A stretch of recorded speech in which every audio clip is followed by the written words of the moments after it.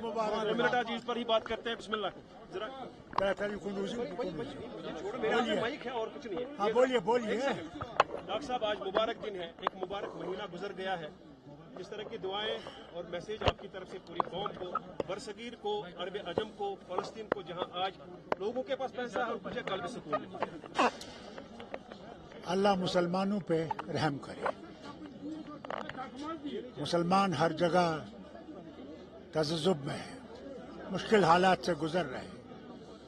तो अपना वतन हो या फ़लस्तीन हो, अफसोस तो मुझे इस बात का आता है कि मुसलमान हुकूमतें खामोश हैं जहाँ पे कि फ़लस्तीन में कत्ल गैरत हो रही है, लोगों को शहीद किया जा रहा है। अल्लाह करे कि उनमें अक्ल आए और वो जागें कि ये इंसानियत का कत्ल किया जा रहा है।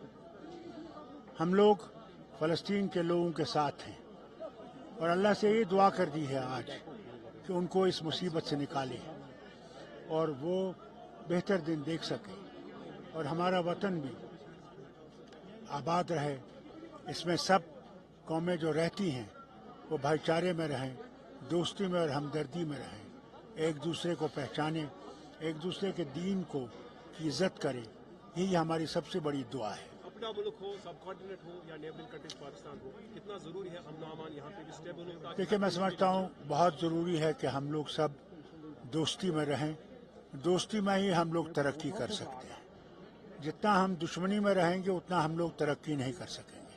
अल्लाह करे कि वो तब्दीली आए लोगों के दिमाग में कि हमने दोस्ती में रहकर ही आगे चलना है और उन वतनों में भी दोस्ती का ही जो है तरीका पैदा हो, उनके लीडरों में हो कि आखिरकार हमें बेहतर दिन देखने हैं।